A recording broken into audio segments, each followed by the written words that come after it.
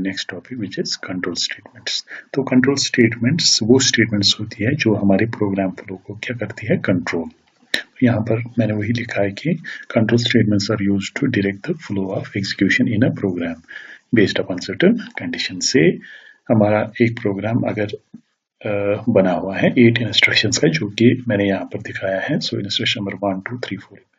तो इन case of absence of control statements, या अगर मेरे प्रोग्राम में कंट्रोल स्टेटमेंट्स एग्जिस्ट नहीं करती, जो कि हम देखेंगे अभी कि वो क्या क्या उसमें आता है कंट्रोल स्टेटमेंट्स में, किस किस तरह की स्टेटमेंट इसमें आ सकती है। तो फिलहाल हम मान के चलते हैं कि मेरे प्रोग्राम में ये वाला प्रोग्राम है जिसमें कि 8 इंस्ट्रक्शन है मेरे पास, इनमें इस प्रोग्राम में कंट्रोल स्टेटमेंट्स नहीं है। तो जनरली इस केस में जो आपका एग्जीक्यूशन होता है वो सिक्वेंशियल होता है। दैट मीन्स इंस्ट्रक्शन नंबर 1 से स्टार्ट होके फिर नेक्स्ट इंस्ट्रक्शन नंबर 2 एग्जीक्यूट होगा, फिर इंस्ट्रक्शन नंबर 3, फिर instruction number 4 and so on.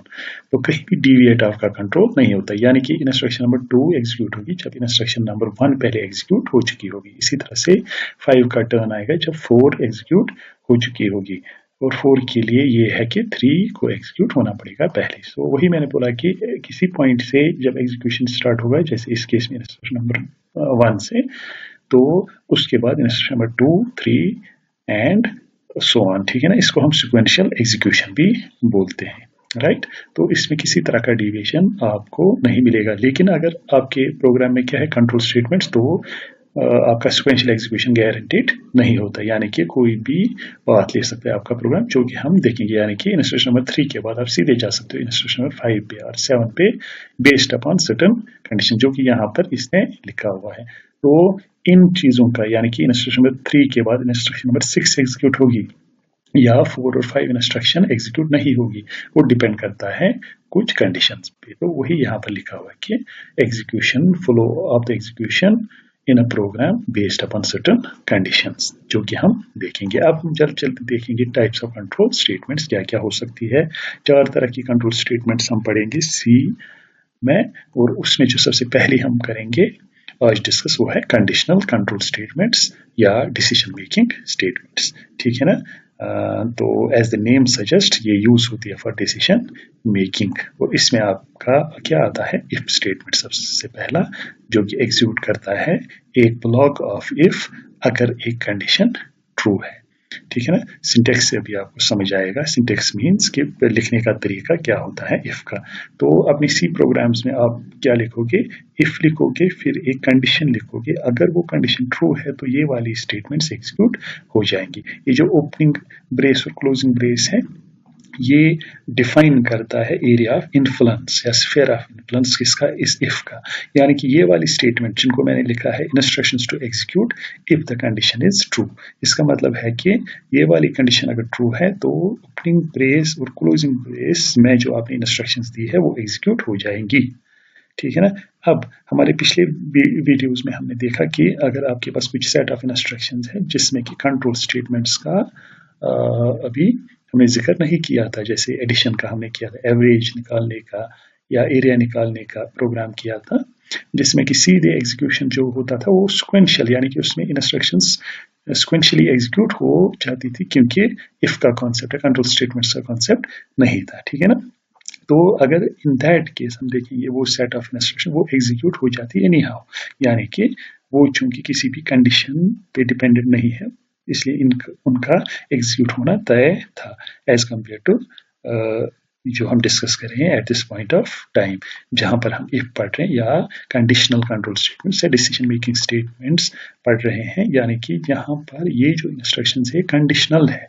Conditional हम उस चीज को बोलते हैं जहां पर आप कोई कंडीशन दोगे, राइट। जैसे हम डे टू डे लाइफ में भी अगर का इस्तेमाल करते हैं, इफ का इस्तेमाल करते हैं टू मेक सर्टेन कंडीशंस। ठीक है ना। तो वो जो काम करते हैं हम वो कंडीशनल बन जाता है अगर हमने कोई कंडीशन रखी। इसी तरह से ये जो सेट ऑफ इंस्ट्रक्शंस है ये हमने किसके अंडर रखा, इफ के अंडर। दैट मीन्स ये जो सेट ऑफ इंस्ट्रक्शंस ये क्या बन गई, conditional, because you have put certain condition, and if that condition is true then only this set of instruction would get executed। आपको समझ आया। तो एग्जाम्पल अगर हम देखेंगे इसकी, तो यहाँ पर आपने लिखा है if A is greater then, यहाँ पर मैं इज्यूम कर रहा हूँ कि ए और बी आपके दो वेरिएबल्स है। चूंकि सारा प्रोग्राम नहीं है, ये एक स्निपेट है, या कुछ ही इंस्ट्रक्शंस एक प्रोग्राम की मैंने ली हुई है, तो यहाँ तक आप मान के चलो कि ए और बी मेरे पास दो नंबर्स हैं या दो वेरिएबल्स हैं जिनमें कि दो नंबर्स हमने स्टोर किए हुए हैं। से for example A is 3 and B is 7। So A is 3 B is 7 के केस में A is not greater than B, तो ये एग्जीक्यूट नहीं होगा। So if in case A is 10 and B is 5, then this statement would get executed. क्यों? क्योंकि A यानी कि 10 is greater than B, B का वैल्यू है 5. So 10 is greater than 5, तो वो एग्जीक्यूट होगा। यहाँ पर आपको ख्याल रखना है कि जो भी आप इफ के अंदर सिंटेक्स भी आपको याद रखना है कि इफ लिखते हो आप, फिर ब्रैकेट में लिखते हो कंडीशन, फिर ओपनिंग ब्रेस और क्लोजिंग ब्रेस के दरमियान वो इंस्ट्रक्शंस जो एग्जीक्यूट होंगी या होनी चाहिए जब ये कंडीशन ट्रू होगी। ठीक है ना। यहाँ पर आपको ख्याल रखना है कि जो भी आप यहाँ ब्रैकेट्स के अंदर दोगे वो एक कंडीशन होनी चाहिए, यानी कि जिसका आंसर आपको प्रोसेसर क्या रिटर्न करके देगा, ट्रू या false. So it is not kind of, suppose यहाँ पर आप लिखोगे a प्लस बी या a माइनस बी, वो जैसी स्टेटमेंट यहाँ पर नहीं चलेंगी, बल्कि ये क्या होनी चाहिए, वो स्टेटमेंट जिनको हम बूलियन स्टेटमेंट्स बोलते हैं, कंडीशन स्टेटमेंट्स बोलते हैं, जिनका आंसर ट्रू या फॉल्स आएगा या प्रोसेसर रिटर्न करेगा। तो यहाँ पर जब आपने लिखा if A is greater than B, आप ये क्वेश्चन पूछ रहे हो प्रोसेसर से, वो आपको आंसर देगा हाँ या ना में या ट्रू या फॉल्स में।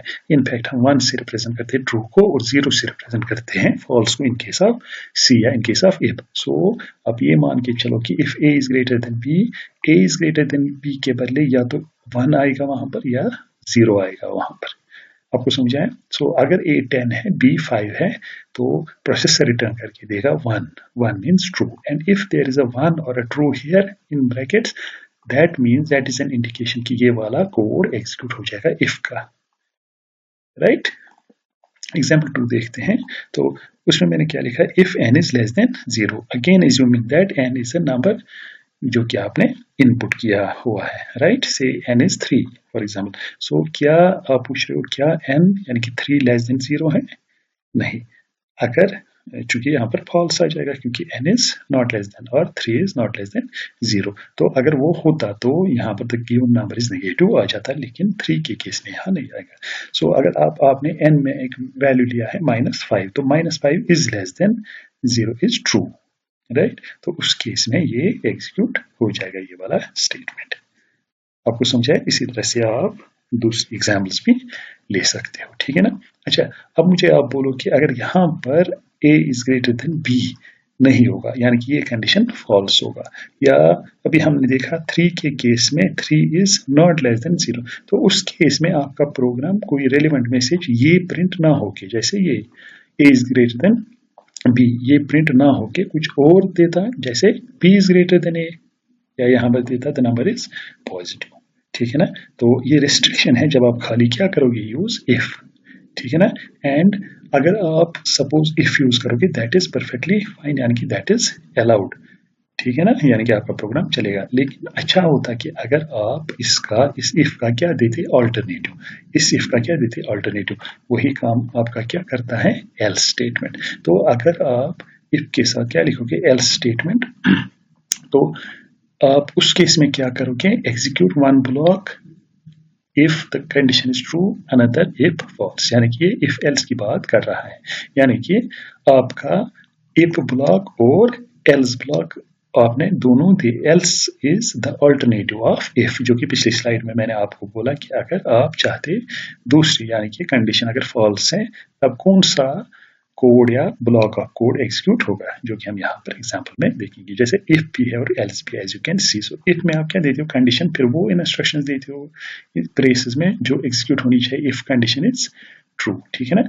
तो एल्स यहाँ पर क्या आएगा, एल्स आएगा instruction to execute if the condition is false. यहाँ पर आपको ख्याल रखना ये फॉल्स है यहाँ पर, ठीक है ना, यहाँ पर टाइपो एरर है तो फॉल्स है यहाँ पर। तो अगर आपने एक कंडीशन यहाँ पर थी वो ट्रू हो रही है, तो ये वाला एग्जीक्यूट हो जाएगा, ये वाला कोड ब्लॉक या सेट ऑफ इंस्ट्रक्शंस, ये एल्स वाला पार्ट उस टाइम एग्जीक्यूट नहीं होगा। इसी तरह से अगर आपका कंडीशन जो है वो क्या है, फॉल्स, तब ये वाला कोड एग्जीक्यूट नहीं होगा, ये वाला होगा, ठीक है ना।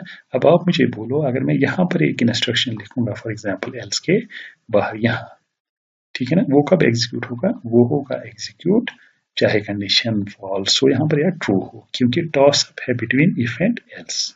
ये जो आपका स्टेटमेंट है या सेट ऑफ स्टेटमेंट्स है वो ना इफ के साथ आएगा ना एल्स के साथ आएगा, क्योंकि वो बाहर लिखा हुआ है। आपने एल्स से बाहर भी ऑब्वियसली इफ के बाहर, ये आपको ख्याल रखना है। ये जो ब्रेसेस है ना ये इसीलिए इंपॉर्टेंट है कि ये आपको दिखाता है कि इन्फ्लुएंस इफ का कहाँ है, कहाँ से कहाँ तक है, इसी तरह से एल्स का इन्फ्लुएंस कहाँ से कहाँ तक है। ठीक है ना, एग्जाम्पल से आपको अच्छी तरह से समझाया आएगा। तो पिछला जो हमने एग्जाम्पल देखा था जिसमें हमने देखा था if N is less than 0 और प्रिंट हमने किया था द नंबर इज नेगेटिव।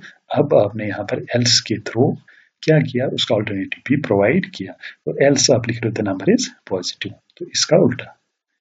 एक और चीज जो आपको ख्याल रखनी है वो ये कि एल्स में आप कंडीशन नहीं लिखते हो। तो यहाँ पर मैंने क्या किया, अगर एन, सपोज आप एन ले लो 3, ठीक है ना, 3 इज लेस देन 0, नो, तो कंट्रोल कहाँ जाएगा, एल्स पे, तो प्रिंट करेगा द नंबर इज पॉजिटिव। तो इफ एग्जीक्यूट ना हो के क्या हो गया, एग्जीक्यूट एल्स। इसी तरह से आप लो एन का वैल्यू -3, तो -3 इज लेस देन 0, तो उस केस में आप क्या लिखोगे, द नंबर इज नेगेटिव और एल्स एग्जीक्यूट नहीं होगा। तो ये जो होते हैं ना इफ और एल्स, ये मान लो आप एक्सक्लूसिव होते, या वो हो जाएगा एग्जीक्यूट इफ या एल्स हो जाएगा, दोनों किसी भी सूरत में नहीं होंगे। राइट, एक और एग्जांपल हम देखेंगे, ये भी हमने देखी पिछली बार, कि अगर ए और बी दो नंबर्स है और हम कंपेयर कर रहे हैं उनको, मैं बोल रहा हूँ कि अगर A, if A is greater than B, A is greater, नहीं तो बी इज ग्रेटर और इक्वल, मीन्स वो हमने यहाँ पर इज्यूम किया। अगर हम यहाँ पर इज्यूम करेंगे कि ए और बी क्या है, दो डिफरेंट नंबर्स, तब ए होगा ग्रेटर या बी होगा ग्रेटर। ठीक है, वही यहाँ पर हमने लिखा है। यहाँ पर भी आप देख सकते हो कि या तो ये एक्सिक्यूट होगा या तो ये एक्सिक्यूट होगा, दोनों नहीं। राइट, अब आप देख सकते हो कि स्टिल कुछ चीजें मुझे मिसिंग लग रही है। जैसे यहाँ पर अगर आपने सपोज बोला कि ए इज ग्रेटर, यहाँ पर बोला B is greater, but about situation जहाँ पर क्या होगा कि ये दोनों नंबर्स इक्वल, तो मुझे लगता है एक और केस होना चाहिए जो कि क्या करेगा, चेक इक्वालिटी के लिए। इसी तरह से इस वाली एग्जांपल में ये आपने देखा the number is negative, the number is positive, तो बीच में ये भी हो सकता है कि आपने क्या एंटर किया होगा एन में 0, तो उस केस में वो बोलना चाहिए कि सपोज 0 है नंबर या ऐसा कुछ। राइट, वो हम किसमें देखते हैं, एल्सिफ लैडर। एल्सिफ लैडर हम पहले सिंटेक्स देखते हैं, ये हम यूज करते हैं टू चेक मल्टीपल कंडीशंस। देखिए यहाँ पर मैंने इफ लिखा है, फिर कंडीशन 1, और फिर वो इंस्ट्रक्शन जो एग्जीक्यूट होनी चाहिए कब, जब कंडीशन 1 ट्रू होगा, और उस केस में ये नीचे जो भी आपने लिखा ये एग्जीक्यूट नहीं होगा। ठीक है ना, अगर अब ये एग्जीक्यूट नहीं हुआ तो एल्स इफ पे चला जाएगा कंट्रोल, फिर दूसरी कंडीशन देखेगा और उसके कॉरेस्पॉन्डिंग जो हमने कोड लिखा होगा वो एग्जीक्यूट हो जाएगा। अगर ये भी नहीं तो एक और एल्सिफ पे चला जाएगा, इसको हम बोलते हैं एल्सिफ लैडर। और एल्सिफ लैडर में यहाँ पर डॉट डॉट डॉट का मतलब हुआ कि कंडीशन 1 हमने दे दी, कंडीशन 2 हमने दे दी, कंडीशन 3 हमने दे दी, एंड सो ऑन, फिर जितनी भी आपको देनी है।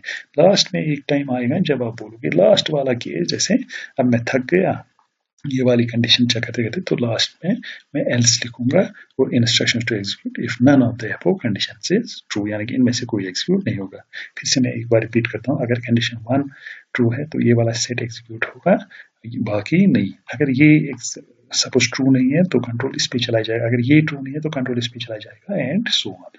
तो अगर किसी भी जगह पर कंट्रोल एग्जीक्यूट यानी कि कंडीशन आपकी ट्रू नहीं हुई और कॉरेस्पॉन्डिंग कोड एग्जीक्यूट नहीं हो गया उस वाले एल्स से बुला कर, तो कंट्रोल लास्ट में कहां पर पहुंचता है, एल्स पे। ठीक है ना, अगर थोड़ा सा कंपैरिजन हम करेंगे सिंपल इफ एल्स और इफ एल्स लैडर का, तो आप देख सकते हो कि इफ है और यहाँ पर एल्स है, तो ये बेसिकली आपका इफ एल्स ही है, लेकिन आपने जो एल्स का डोमेन है ना वो थोड़ा सा आपने ब्रॉडन किया, कि आपने एल्स को, जैसे अभी आप बोलोगे कि एन इज लेस देन 0, तो फिर आपने लिखा कि एन नेगेटिव है नहीं तो पॉजिटिव है। ठीक है ना, अगर मैं फर्दर सपोज कंडीशन चेक करना चाहता हूँ उस एल्स में कि अगर ये है, अगर ये है, अगर ये है, या अगर ऐसा है, तो उस केस में मैं कंडीशंस को क्या करता हूँ, थोड़ा सा मतलब ब्रेक कर देता हूँ कंडीशंस में एल्सिफ के फॉर्म में, यानी कि मैं कंडीशन 1 के बाद जो कि आपने इफ से लिखा कंडीशन 1, एल्स के बदले में एल्सिफ एल्सिफ एल्सिफ एल्सिफ जितने भी आप ये करना चाहोगे कंडीशंस को चेक। जैसे मैं सिंपल एग्जांपल एक लूंगा, इससे पहले कि हम यहाँ वाली एग्जांपल देखेंगे, कि अगर आपको फॉर एग्जांपल स्टूडेंट ग्रेड देखना है, तो यहाँ पर फॉर एग्जांपल कंडीशन 1 में आपने लिखा है कि if percentage is greater then 75, तो आप प्रिंट करोगे डिस्टिंक्शन, ठीक है ना। तो एल्स आप थोड़ी फेल लिखोगे, राइट। तो आप फर्दर ब्रेक डाउन करोगे कि else if percentage is greater then 60, तो first division. Else if percentage is greater then 50, तो second division. Else if percentage is greater then 40, तो थर्ड डिवीजन। एल्स व लास्ट में आप प्रिंट करोगे कि आप फेल हो गए, ठीक है ना, या द स्टूडेंट हैज फेल्ड, क्योंकि ना तो डिस्टिंक्शन, ना फर्स्ट डिवीजन, ना सेकंड डिवीजन, ना थर्ड डिवीजन, सो ऑन, ठीक है ना। अब हम एग्जाम्पल देखेंगे एक और, जैसे अभी पिछली एग्जाम्पल में हमने देखा था कि दो ही इफ और एल्स में खाली हमने क्या निपटाया था इस प्रॉब्लम को, लेकिन अब हम देखेंगे यहाँ पर आपने लिखा है if A is greater than B, फिर ए बड़ा है, if A is greater than B, यहाँ पर होना चाहिए B is greater than A. एक और टाइपो एरर यहाँ पर, आई होप कि आप खुद ही ठीक करोगे। तो यहाँ पर आप क्या लिखोगे, बी इज ग्रेटर देन ए, तो फिर क्या होगा, बी इज ग्रेटर। एल्स क्या हुआ, फिर ये इक्वल है, क्योंकि ना ए बी से बड़ा है ना बी ए से बड़ा है, ठीक है ना, तो ये क्या होंगे, इक्वल, राइट। इसी तरह से दूसरी एग्जांपल अगर आप दोगे तो if n is less than 0 the given number is negative. अगर अब n यहाँ पर लेस देन था, n इज ग्रेटर देन 0, तो given number is positive, else the given number is 0। आपको समझ आया। कुछ प्रोग्राम्स, जैसे यहाँ पर इफ का एक प्रोग्राम हमने लिया है जिसमें कि हमने एक नंबर लिया है इंटीजर टाइप, तो उस वेरिएबल का नाम हमने रखा है n, और उसके बाद हम यूजर से ले रहे हैं एक नंबर, एंटर नंबर, और वो फिर क्या कर रहे हैं, स्कैन। उसके बाद इफ हमने यूज किया if n means that value जो हमने अभी भी एंटर किया या इनपुट किया, तो अगर वो क्या है लेस देन 0, तो कंट्रोल जाता है इफ में। अगर ये जो इफ के बाद आपने कंडीशन दी, कंट्रोल जाता है इस इफ के ब्लॉक में। यहाँ पर एक ही स्टेटमेंट है, लेकिन इन अदर केसेस आपके पास मल्टीपल स्टेटमेंट्स भी हो सकते हैं, लाइक दिस स्टेटमेंट नंबर 1, उसके बाद यहाँ पर कुछ और होगा, यहाँ पर कुछ और, तो ये सारी स्टेटमेंट्स क्या हो जाएंगी, एग्जीक्यूट। इसी तरह से एल्स के केस में भी मेरे पास जैसे ये स्टेटमेंट है, ये स्टेटमेंट है, ये स्टेटमेंट, तो जैसे कि हमने ऑलरेडी पढ़ा हुआ है कि अगर ये वाली कंडीशन इफ की ट्रू हो जाती है, तो आपका ये जो इफ ओपनिंग ब्रैकेट या ओपनिंग ब्रेस और क्लोजिंग ब्रेस में जो भी आपने इंस्ट्रक्शन दी है, वो ब्लॉक सारा क्या हो जाएगा, एग्जीक्यूट, ठीक है ना। इसी तरह से एल्स के केस में एल्स तब एग्जीक्यूट होता है जब आपका क्या इफ वाला कंडीशन जो है वो फॉल्स प्रूव हो जाए, ठीक है ना। तो यहाँ पर अगर फॉर एग्जांपल हमने n में एक वैल्यू दिया 3, so this would be falls in that case, क्योंकि n is not less than 0, n is greater than 0 in case of 3 I am saying, right। आपको समझ आए। तो सपोज हम लेंगे 3, तो 3 के केस में ये वाला चूंकि फॉल्स है तो कंट्रोल जाएगा आपके एल्स पे, तो ये वाला स्टेटमेंट आपका एग्जीक्यूट हो जाएगा। इसी तरह से अगर आपने n में क्या दिया -5, तो -5 के केस में ये वाला जो आपका कोड है ये सही साबित होगा या कंडीशन सही साबित होगी, और उस केस में आपका ये वाला जो भी स्टेटमेंट इफ के अंडर है वो एग्जीक्यूट हो जाएंगी। उस टाइम पे कंट्रोल एल्स पे नहीं जाएगा। सो ये जो इफ और एल्स है ये एक्सक्लूसिव होते हैं, दैट मीन्स कि इफ अगर एग्जीक्यूट हुआ तो एल्स नहीं होगा, अगर एल्स हो गया एग्जीक्यूट या एल्स वाली इंस्ट्रक्शंस हो गई एग्जीक्यूट तो इफ नहीं होगा। सो दोनों में से एक। तो अगर इसको हम क्या करेंगे, हम रन करेंगे, तो ये बोल रहा है एंटर नंबर, तो मैं क्या लिखूंगा 8, तो 8 को क्या आ गया, पॉजिटिव, राइट। सिमिलरली अगर हम फिर से रन करेंगे तो इस टाइम क्या देंगे हम -7 फॉर एग्जांपल, एंटर करेंगे तो क्या आ गया, नेगेटिव। हम देखेंगे जहां पर हमने एक नंबर लिया है और हमें चेक करना है कि वो इवन है या ऑड है, तो उस केस में आपको पता ही होगा कि इवन नंबर हम उसको कहते हैं, उस नंबर को कहते हैं जिसको कि 2 से डिवाइड परफेक्टली हो जाए, राइट। यानी कि परफेक्टली डिवाइड होने का मतलब है कि रिमाइंडर उसमें 0 आना चाहिए। Example is 2, 4, 6, 8, 10 and so on, जो कि आपने पढ़ा होगा। Now since we have to check remainder, तो हम यहाँ पर डिवीजन करेंगे, लेकिन मॉडुलो डिवीजन या मॉड जो कि सी में रिप्रेजेंट होता है, किससे, इस मॉड वाले ऑपरेटर से या परसेंट साइन से। आपको समझाए। तो यहाँ पर मैं क्या कर रहा हूँ, ये वाली जो स्टेटमेंट लिख रहा हूँ उसमें n जो हमारा वैल्यू उसको डिवाइड कर रहा हूँ 2 से, और आपको पता है कि वहां से क्या आएगा, रिमाइंडर, क्योंकि हमने यूज किया ये वाला ऑपरेटर। तो वही हम कंपेयर, जो यहाँ से आएगा वही हम कंपेयर करेंगे किसके साथ, 0 के साथ। सो अगर मैं इंग्लिश में इसको बोलूँ या उर्दू में बोलूँ कि उसका मतलब हुआ कि अगर रिमाइंडर क्या आ गया 0, तो आपका जो नंबर है वो क्या होगा, इवन, नहीं तो क्या होगा, else, because there is no other possibility, ठीक है ना। तो अगर आप यहाँ पर दोगे फॉर एग्जाम्पल 9, तो 9 के केस में रिमाइंडर जो आपका आएगा वो आएगा 1, सो 1 इज नॉट इक्वल टू 0। उस केस में कंट्रोल कहाँ पर चला जाएगा, एल्स पे, तो एल्स पे प्रिंट करेगा ऑड। ठीक है, तो लेट अस रन इट। तो बोल रहा है एंटर नंबर 7 में लिखूंगा तो क्या आ गया, ऑड, राइट। इसी तरह से अगर आप करोगे रन फिर से और इस टाइम में लिखूंगा 8 या कोई इवन नंबर, तो मैसेज आनी चाहिए इवन।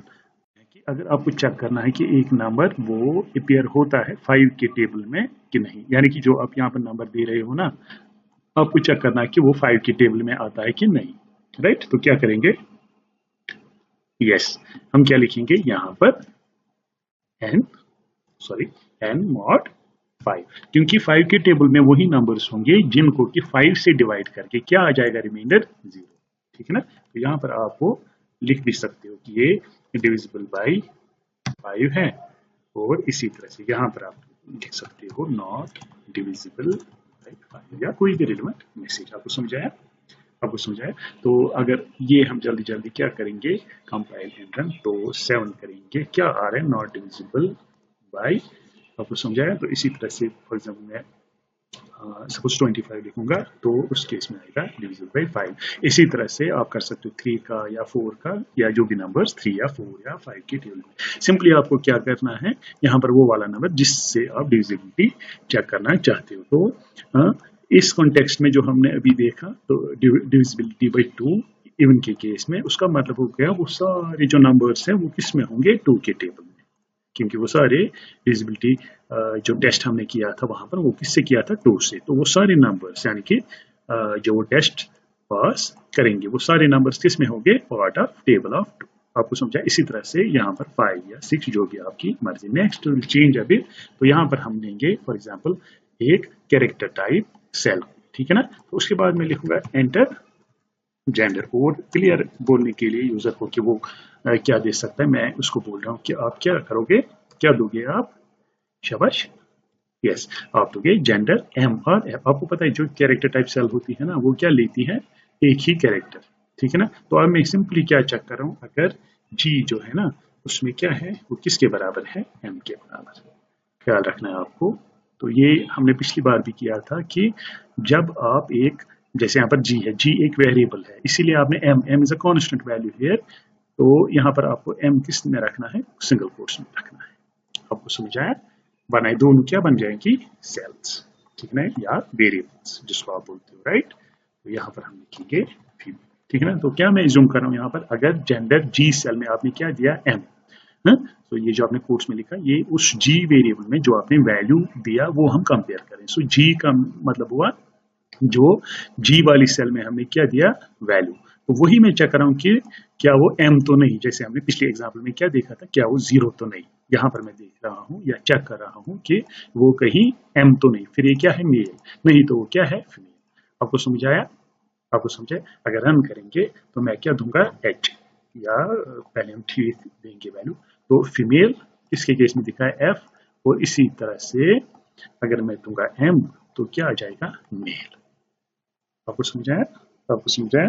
तो ये जो कुछ प्रोग्राम्स हमने किए, चाहे डिविजिबिलिटी टेस्ट था या पॉजिटिव नेगेटिव देखना या ये वाली एग्जांपल, इन सब में हमने ये इज्यूम किया है कि दो ही पॉसिबिलिटीज है, या तो इफ एग्जीक्यूट होगा या तो एल्स एग्जीक्यूट होगा, लेकिन हर बार जरूरी नहीं है ऐसा हो। आपको समझाया, यानी कि यहाँ पर आपको ऐसी सिचुएशन भी आ सकती है कि जहाँ पर आपको third gender for example check करना है।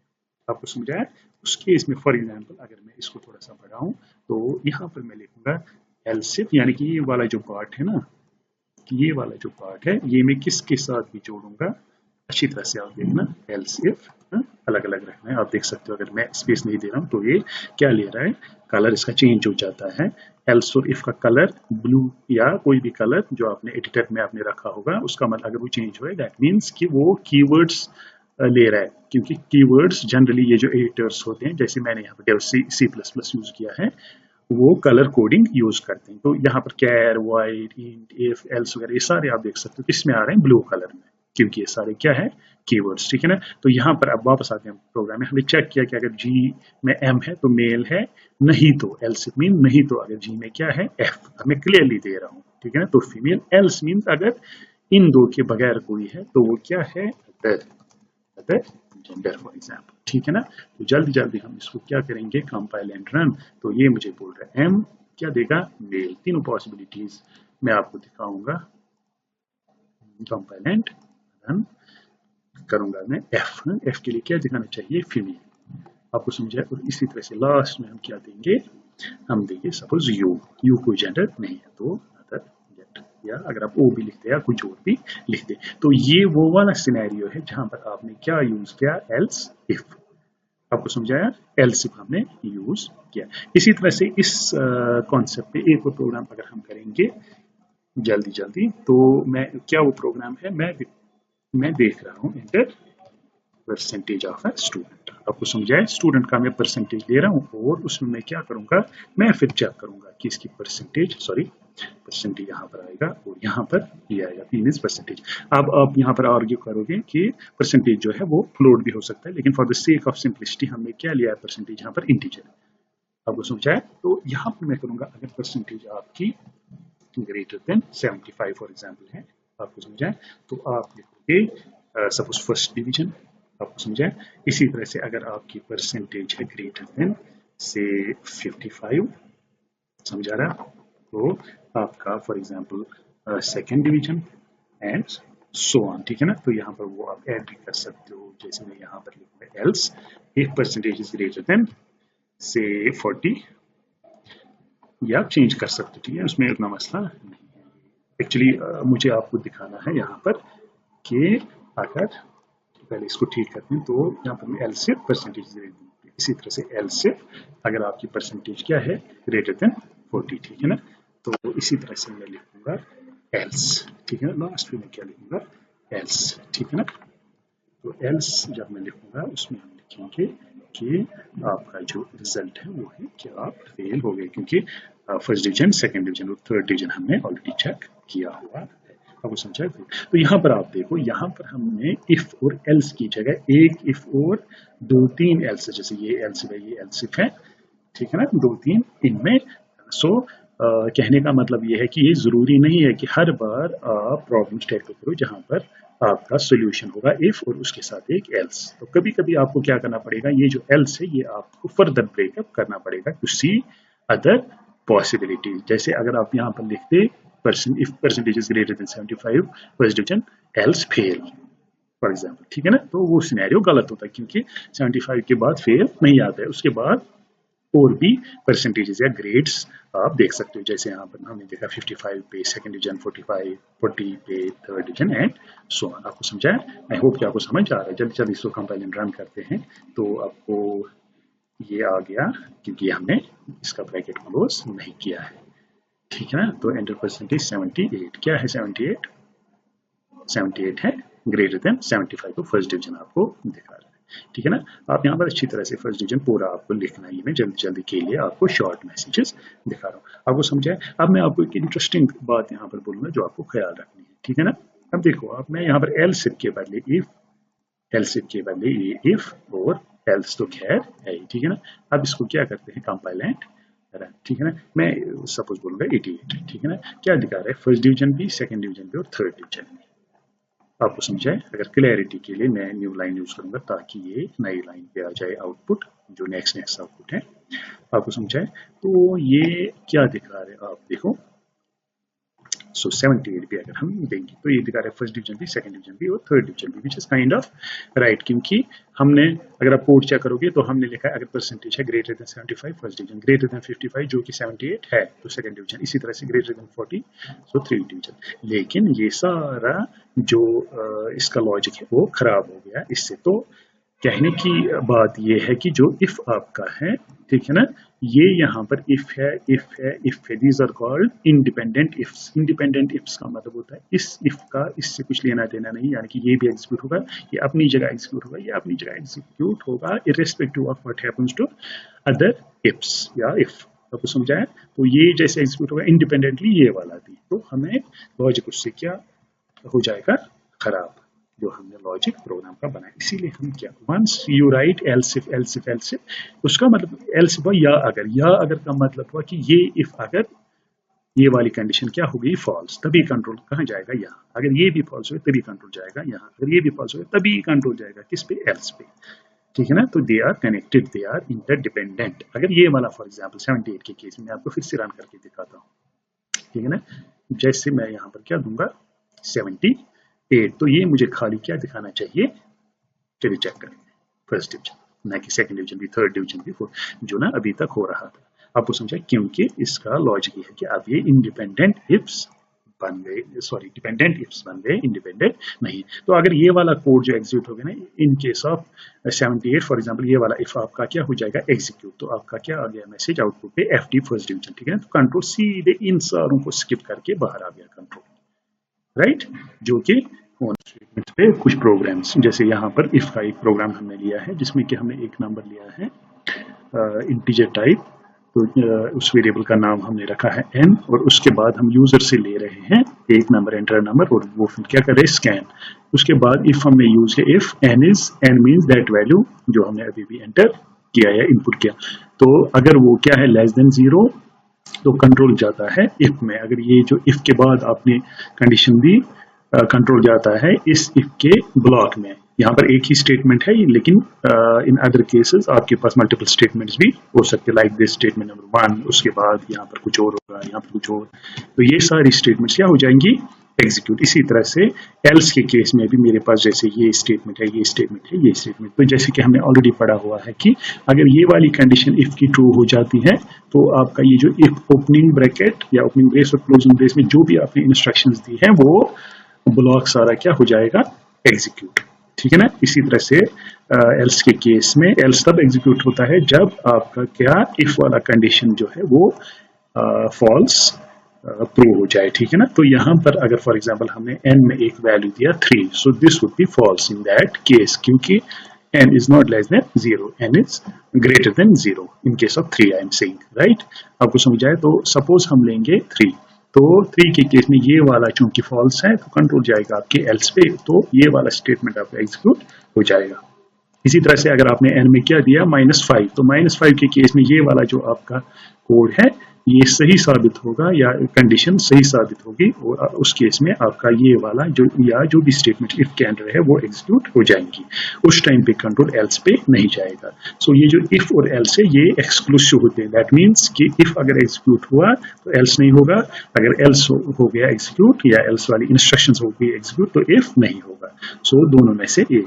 तो अगर इसको हम क्या करेंगे, हम रन करेंगे, तो ये बोल रहा है एंटर नंबर, तो मैं क्या लिखूंगा 8, तो 8 को क्या आ गया पॉजिटिव, राइट। सिमिलरली अगर हम फिर से रन करेंगे तो इस टाइम क्या देंगे हम -7 फॉर एग्जांपल, एंटर करेंगे तो क्या आ गया नेगेटिव आता है, वो है नेस्टेड कंडीशंस। नेस्टेड कंडीशंस का मतलब हुआ जहां पर आपके पास कंडीशन के अंदर एक और कंडीशन होगी। तो अभी तक जो हमने पढ़ा था वो ये था कि एक खाली इफ हो सकता है, इफ के साथ एल्स हो सकता है, या इफ एल्स लैडर हो सकता है।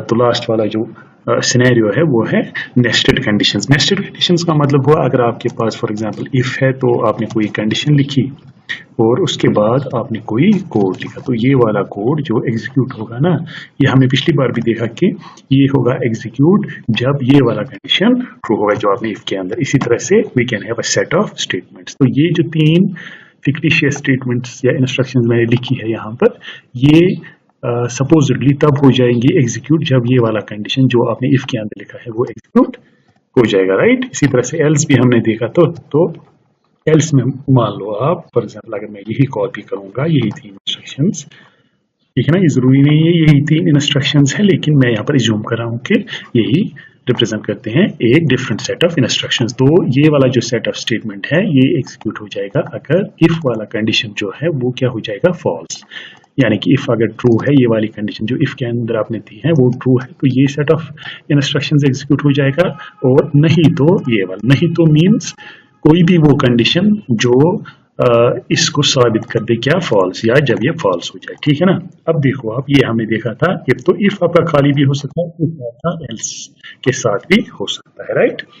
अब देखो आप कि नेस्टेड इफ में क्या हो जाएगा। अब देखो आप, ये मैं यहाँ पर फॉर एग्जांपल हटाता हूँ और मैं एक और इफ लिखूंगा और उस इफ के अंदर में एक और सेट ऑफ कंडीशंस लिखता हूँ, राइट। तो ये फिर से मैं हटाऊंगा फॉर एग्जांपल।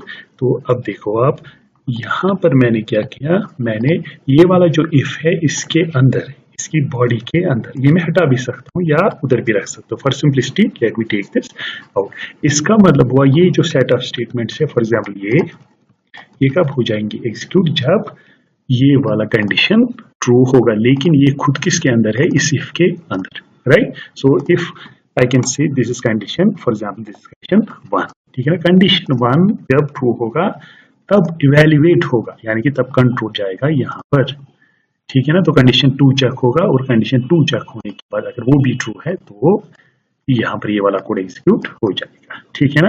अब आपका क्वेश्चन होगा कि अगर यहाँ पर एल्स होगा, ऑब्वियसली वो भी हो सकता है कि इसका अपना एल्स हो। फॉर एग्जाम्पल मैं यहाँ पर जो इंडेंटेशन आप करते हो ना इफ्स और एल्स का, वो इंपॉर्टेंट होता है क्योंकि उससे पता चलता है आपको कि आपका इफ कहाँ से। तो यहाँ पर मैंने इंडेंटेशन के जरिए दिखाया कि ये वाला इफ ये है और ये वाला इफ। सो यहाँ पर इंपॉर्टेंट ये है कि बिना इफ को, आउटर इफ को बंद किए हुए आपको क्या करना है, उसके अंदर जो इफ होगा वो कहलाता है नेस्टेड, ठीक है। जैसे मैं यहाँ पर लिखूंगा ये, तो ये वाला इफ क्या हो गया बंद, तो ये वाला हटेगा ऑब्वियसली। तो ये वाला इफ आपका है with this set of instructions, या एक इंस्ट्रक्शन या जितनी भी आप रख सकते हो, और ये वाला अलग। तो ये नेस्टेड आपका कंडीशन या नेस्टेड इफ नहीं है क्योंकि ये अलग है और ये अलग है, ठीक है ना। तो नेस्टेड इफ होने के लिए जरूरी है कि इफ जो खुल गया है, ओपन हुआ है, ठीक है ना, वो बंद नहीं होना चाहिए, उसके अंदर ही खुलना चाहिए एक और इफ, और उसके बाद आप ये बंद करो और उसके बाद वो वाला आउटर वाला बंद हो जाता है। As you can see from this highlighting जो हो रही है इस सॉफ्टवेयर में या दूसरे सॉफ्टवेयर में, ठीक है ना। अब इसी तरह से अगर ये काफी नहीं है तो मैं क्या कर सकता था, इफ C2 फॉर एग्जाम्पल, दूसरी कंडीशन, ठीक है ना। अब मैं एक और यहाँ पर, अब देखो आप यहाँ पर ऑब्वियसली मैं C2 भी रख सकता था, let me change it to C3। अब देखो आप, ये जब ट्रू हो जाएगा ना फुटर इफ ये वाला, तो कंट्रोल आपका यहाँ चला जाएगा, यानी कि इसकी बॉडी के अंदर। ये हमने देखा इफ में कंट्रोल तब चला जाता है जब आपका कंडीशन क्या होता है, true. So if this is true then control would go to this, if this is also true then control would go to this, and these instructions may be executed, ठीक है ना। For this set of instructions to get executed this should be true, लेकिन इस पे control तब पहुंचेगा जब ये वाला कंडीशन ट्रू होगा। ये तो खुद डिपेंडेंट है C1 पे, तो ये वाला, तो इसी तरह से ये सिलसिला चलता जाएगा जितने भी आप इफ्स रखोगे। तो यहाँ पर मैंने 3 इफ्स लिए। अब आपसे क्वेश्चन है कि कितने इफ्स होने चाहिए to make nested, the answer is 2, कम से कम 2 होने चाहिए क्योंकि एक इफ के अंदर एक और इफ।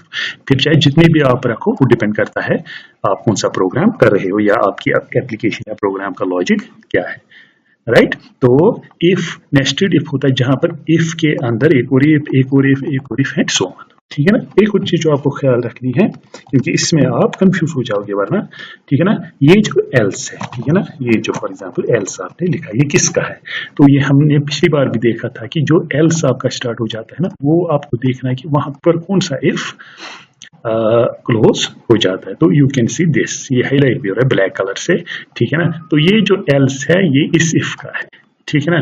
अगर मैं, अब आपसे क्वेश्चन है कि अगर मैं यहाँ पर फॉर एग्जाम्पल लिखूंगा एक और एल्स, ठीक है ना, ये मैंने लिखा मिसाल के तौर पर, तो आप सपोज ये इसकी इंस्ट्रक्शंस है, तो यहाँ पर आप देख सकते हो ये मैंने इसकी सीध में लिखा है, इस इफ की सीध में लिखा है, तो उससे भी आप हिंट ले सकते हो। तो ये वाला जो एल्स है ना ये इस इफ का है।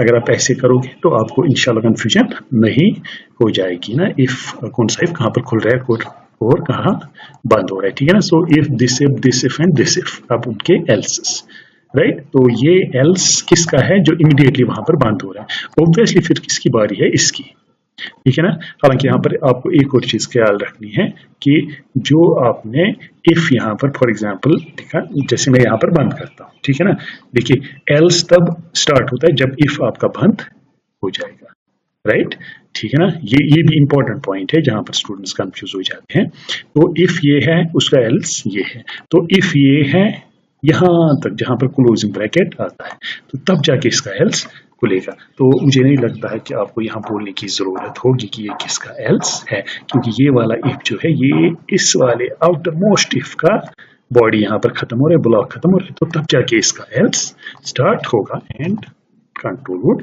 गो अहेड, जो भी आपका प्रोग्राम होगा। आई होप कि आपको समझ आया होगा, राइट। अब फर्दर जो क्लैरिफिकेशन होगी वो होगी किससे, हमारे प्रोग्राम से। लेकिन वहां पर जाने से पहले मैं फिर से थोड़ा सा रिपीट करूंगा आपके लिए। तो यहाँ पर मैंने बोला कि कंट्रोल आपका, अगर फॉर एग्जांपल इफ ये है, तो अगर ये ट्रू है तो कंट्रोल यहाँ पर चला जाएगा, अगर ये भी ट्रू है तो कंट्रोल आपका यहाँ पर चला जाएगा, अगर ये भी ट्रू है सपोज कंट्रोल यहाँ चला गया, अगर ये फॉल्स है लेकिन कंट्रोल इसके एल्स पे चला जाएगा, ठीक है ना। अगर सपोज ये वाला जो इफ है वो क्या है, फॉल्स, या जो कंडीशन 2 है वो ट्रू नहीं बल्कि फॉल्स है, तो इसका एल्स अगर आपने दिया हुआ है, जो कि इस केस में मैंने दिया हुआ है, वो एग्जीक्यूट हो जाएगा, ठीक है ना। यानी कि कंट्रोल C3 पे नहीं चला जाएगा, क्योंकि ये यहाँ पर चेक करते करते ही कहाँ पर चला जाएगा, एल्स पे। इसी तरह से अगर यहाँ पर ही कंडीशन फॉल्स होगी तो इसका जो एल्स आपने दिया होगा वहां पर कंट्रोल चला जाएगा रादर देन हियर। आपको समझाया? तो let us do a simple program जिसे आपको थोड़ा सा आइडिया मिलेगा, ठीक है ना। तो ये मैंने प्रोग्राम लिखा हुआ है to check whether given number, जो कि n से हमने रिप्रेजेंट किया है, it is divisible by 3 and 7, right. यानी कि आपको बोलना है कि एक नंबर क्या 3 से डिविजिबल है और 7 से डिविजिबल है। अब देखो, अब 4 पॉसिबिलिटीज है, या तो वो नंबर n जो हमने जिसको बोला वो दोनों से होगा डिविजिबल, या तो दोनों से नहीं होगा, या तो 3 से खाली होगा 7 से नहीं, और या लास्ट वाली जो पॉसिबिलिटी है वो ये है कि 7 से हो रहा है 3 से नहीं, ठीक है ना। ये 4 पॉसिबिलिटीज। अब देखो, अगर आप हिंट लोगे कि इसमें नेस्टेड इफ आएगा कि सिंपली एक ही इफ आएगा, तो यहाँ पर n जो है ना, जो नंबर आपको चेक करना है वो आपको 3 और 7, तो we need to do 2 checks. तो ये थोड़ा सा आप हिंट ले सकते हो कि ये कौन सा प्रोग्राम होगा, नेस्टेड वाला, ठीक है ना। तो इसमें 2 इफ लगेंगे। तो सबसे पहले आपको यहाँ पर आपने क्या लिया, आपने n लिया, वो नंबर जो आपको चेक करना है। अब मैं बोल रहा हूं कि अगर वो n डिविजिबल बाय 3 है, ये मैंने पिछली बार आपको, जिनको नहीं पता है वो देखेंगे, मॉडुलस जो है, या मॉड, या मॉडुलो डिवीजन, उससे ये मॉडुलो डिवीजन हम किससे करें, 3 से, और फिर रिमाइंडर चेक करें कि 0 है। So for all those numbers which are divisible by 3 they should be 0, right. वो भी मैंने यहाँ पर लिखा है। सो ये क्या है, आउटर इफ, ठीक। तो आउटर इफ में मैं बोल रहा हूँ कि अगर क्या है, n 3 से डिविजिबल हो रहा है, ठीक है ना, राइट। आपको समझ आ रहा है? तो अंदर जाएगा कंट्रोल यहाँ, ठीक है ना, इस वाले इफ, अगर ये ट्रू हो, अब याद रखना, अब ये ट्रू हो रहा है तो कंट्रोल कहाँ चला गया, यहाँ। और वहां पर आप देख रहे हो कि अगर 7 से भी डिविजिबल है, तब मेरी मैसेज क्या होनी चाहिए, n is divisible by 3 and 7, right. अब आपसे क्वेश्चन ये है कि क्या यहाँ पर एल्स जो इसका है, अब मैं सीध में ले रहा हूँ जो मैं अभी तक आपको बोल रहा था ताकि आपको आइडिया मिले। आप मुझे बोलो यहाँ पर कि ये किसका एल्स है, शाबाश, ये इसका एल्स है, यानी कि इस इफ का एल्स है। तो यहाँ पर आप बोल रहे हो, ठीक है ना। पहले मैं इसको थोड़ा यहाँ ले आता हूँ, उसके बाद मैं जाऊंगा इस वाले एल्स पे, ठीक। आप ख्याल रखना हम कहाँ पर है। तो ये मैंने वहां पर लगा दिया, इसको मैं हटाऊंगा। देखो, ये वाला जो इफ है ना, सॉरी, ये वाला जो इफ है ना, ये यहाँ से लेकर ओपनिंग ब्रैकेट ये है, क्लोजिंग ब्रैकेट ये है। अब इसमें जो मैं स्पेस हाईलाइट कर रहा हूँ, ये इस स्पेस में, क्योंकि इस इफ के अंदर है, इसमें जो भी मैं लिखूंगा वो होगा जब ये वाली कंडीशन ट्रू हुई होगी, यानी कि जो गिवन नंबर है वो 3 से डिविजिबल हो चुका होगा या होगा। आपको समझाया? तो अब मैं चेक कर रहा हूँ इफ से कि वो 7 से है, नहीं तो वो 7 से नहीं है। लेकिन चूंकि हम इसमें है, इस ब्लॉक में जहां पर इफ हमने ऑलरेडी चेक किया हुआ है कि 3 से ये वाला गिवन नंबर डिविजिबल है, तो वो 3 से तो होगा अगर 7 से नहीं है। तो 3 से भी 7 से भी हम मैसेज देंगे डिविजिबल बाय बोथ। ये किसका एल्स है, ये इसका एल्स है, जो कि है कि 7 से नहीं है, लेकिन 3 से तो है क्योंकि हम उसी ब्लॉक में हैं। ये जो अगला वाला ब्लॉक है ना एल्स का, ये किसका एल्स है, ये इसका एल्स है, इस वाली कंडीशन का। आपको समझाया? तो इस जो मैं हाईलाइट कर रहा हूं ना, इस सारे ब्लॉक में ये है कि वो नंबर 3 से डिविजिबल नहीं है, right. So in this whole block n is divisible by 3 and in this whole block n is not divisible by 3, right? तो अगर यहाँ पर फॉर एग्जांपल हम बोल रहे हैं कि 3 से नहीं है, तो we need to check by 7 से है, तो n is divisible by 7 only, क्योंकि 3 तो नहीं है, 3 से तो नहीं है, तो 7 से है। अगर इसका भी else आ गया, क्या आ गया, इसका भी else। आई होप कि ये आपको आएगा, आप वहां की तरफ ले जाना ताकि आपको पूरा समझे कंट्रोल कहाँ से कहाँ। आपको समझाया? तो ऐसे फॉर एग्जाम्पल, तो एल्स इसका, ये किसका एल्स है, ये है इस n not n equal to, ये है ना n डिविजिबल बाय 7 का एल्स पार्ट है, दैट मीन्स कि 7 से भी डिविजिबल नहीं है, then n won't be divisible by either 3 और 7। आपको समझा है? इसमें जो इंपॉर्टेंट बात है वो ये है कि अगर आपको यहाँ पर ये आ गया ये वाला पार्ट कि इस सारे ब्लॉक में, इस वाली कंडीशन के इस सारे ब्लॉक में 3 से डिविजिबल है number, then you need to check by 7। ठीक, इसमें इस वाले ब्लॉक में आपका नंबर 3 से डिविजिबल नहीं है क्योंकि हम इस इफ के एल्स पार्ट पे है, तो 3 से तो नहीं है, then you need to check with 7। है तो 7 ओनली, नहीं है तो किसी से भी नहीं। प्रोग्राम जो हम देखेंगे इसी नेस्टेड कंडीशन वाले टॉपिक में वो है greatest of 3 numbers. Greatest of 3 numbers means आपको 3 नंबर्स देने हैं और आपका प्रोग्राम बोलना चाहिए कि इनमें से बड़ा कौन है। अब आप फिर से हिंट ले सकते हो कि यहाँ पर n1 needs to compare with n2 and n3, so इसी तरह से n2 भी हमें और 2 के साथ कंपेयर करना है, n3 भी n1 और n2 के साथ कंपेयर करना है। That means we will have multiple and interrelated comparisons. तो ये वाला प्रोग्राम भी फिर क्या है, नेस्टेड कंडीशन वाला है, और आप वो देख भी सकते हो कि यहाँ पर हमने क्या किया है, एक इफ लिया है आउटर, उसके बाद उसके अंदर एक और इफ लिया है एंड सो ऑन। ठीक है ना, तो चलिए स्टार्ट करते हैं। तो यहाँ तक आपने क्या किया, वो नंबर 3 लिए जो आपको कंपेयर करने पड़ेंगे। उसके बाद आप बोल रहे हो कि अगर पहला नंबर जो है वो किससे बड़ा है, नंबर 2 से, n1 is greater then n1। ठीक है ना, n1 को जिताने के लिए या ये बोलने के लिए कि यही सबसे बड़ा नंबर है, we need to compare it with n2 and n3। वही मैंने यहाँ पर किया हुआ है, राइट। तो यहाँ पर अगर ये वाला कंपैरिजन, ये वाला इफ क्या हो गया, ट्रू, तो तभी कंट्रोल कहाँ पर चला जाएगा, इस वाले इफ पे, राइट। तो और this instruction to get executed, या ये बोलने के लिए कि n1 is the greatest number और ग्रेटेस्ट ऑफ द 3, ठीक है ना, तो आपको क्या करना है, आपको पहले इसको कंपेयर करना है n2 के साथ, उसके बाद n3 के साथ via these two ifs, right. तो ये वाला ट्रू कंट्रोल यहाँ पर चला जाएगा और क्या होगा, प्रिंट n1 इज ग्रेटर। अब आप मुझे बोलो कि ये किसका एल्स है, ये ऑब्वियसली इस इफ का एल्स है, क्योंकि इस एल्स के ऊपर ये वाला इफ है जो कि ये हमें दिखाता है कि ये वाला एल्स जो है ये इस इफ का है, इमीडिएटली जो इसके ऊपर क्या है, इफ, राइट। तो एल्स में आपने लिखा है n3 इज ग्रेटर या ग्रेटेस्ट, बोलिए कैसे, शाबाश, देखो कैसे। यहाँ पर आपने बोला है n1 is greater than n2, just like in our previous example. मैंने आपको बोला ये जो हाईलाइट मैं कर रहा हूँ ना, इस सारे में, क्योंकि ये किस में मैं लिख रहा हूँ, ये वाला code n1 is greater than n2, सो ये वाला जो आपने एक मान लो एक इन्फ्रेंस ली है, वो ये है कि n1 जो है वो n2 से बड़ा है, वो अप्लाई हो जाएगा इस सारे कोड में, यानी कि वो इसमें आपको मान के चलना कि n1 is greater than n2।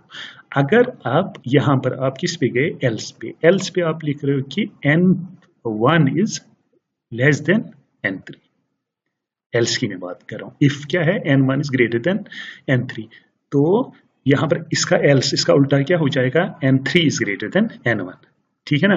तो मैंने नहीं आपको अभी बोला कि n1 is greater than n2 इस वाले ब्लॉक में, तो अगर n1 n2 से बड़ा है, लेकिन n1 यहाँ पर इस कंडीशन के द्वारा आपने अभी देखा, या एल्स में आपने देखा कि n3 is greater then n1, तो n3 ऑटोमेटिकली किससे भी बड़ा होगा, n2 से, because n1 is already greater than n2. Now since in the else if n3 is greater than n1, it is automatically greater than n2 also, so that is why I have written कि n3 is greatest, या इनमें से सबसे बड़ा कौन सा है, n3, right. अब मुझे आप बोलोगे ये किसका else है, ये है इसका else।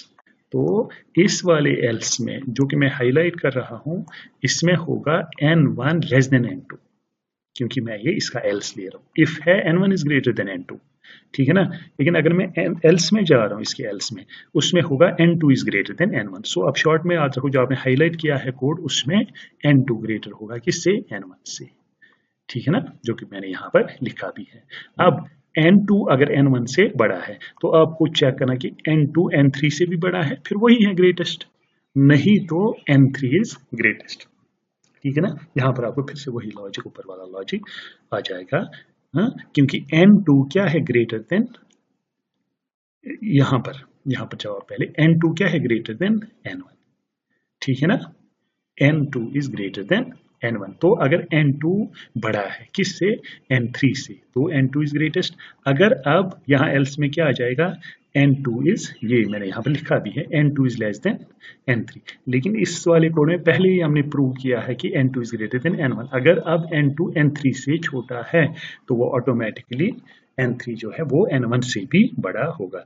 तो ये आपने मैसेज दी है N3 इज ग्रेटेस्ट, आपको समझा है। तो इसमें आप बेसिकली तीनों जो ये है ना सिनेरियोज, चाहे N1 या N2 या N3 बड़ा है, वो तीनों हैंडल कर रहे हो, आपको समझा है। तो अगर आप इस प्रोग्राम को क्या भी करोगे, रन भी करोगे, तो ये बोल रहा है कि एंटर 3 नंबर्स। मैं करूँगा मिसाल के तौर पर सिंपलेस्ट, मैं दूंगा 1 2 और 3। क्या बोल रहे हैं, N3 इज ग्रेटेस्ट। अब देखो आप, मैं फिर से रन करूँगा, अब मैं दूंगा फॉर एग्जाम्पल अभी तक हमने N3 आया था ग्रेटेस्ट, सपोज अब मैं दूंगा 1 सपोज 3 and 2, अब क्या आ गया N2, ठीक है ना। अगर अब मैं दूंगा फॉर एग्जाम्पल रन, मैं करूँगा तो N1 में इस टाइम बढ़ा दूंगा, तो अब हम देखेंगे एक और एग्जाम्पल जो कि है बोनस। यहाँ पर हमने bonus system of a company रखा है कि एक कंपनी जो है वो अपने एम्प्लॉयज को क्या देता है, बोनस, लेकिन depending upon 2 things, one is age है, अनदर इज जेंडर, ठीक है। तो मैंने ऐसे एक सिनेरियो बनाया है, एक फिक्टिशियस सिनेरियो बनाया है कि अगर जेंडर, अगर मेल होगा और उसकी एज ग्रेटर देन 50 होगी तो 2000 उसका बोनस होगा।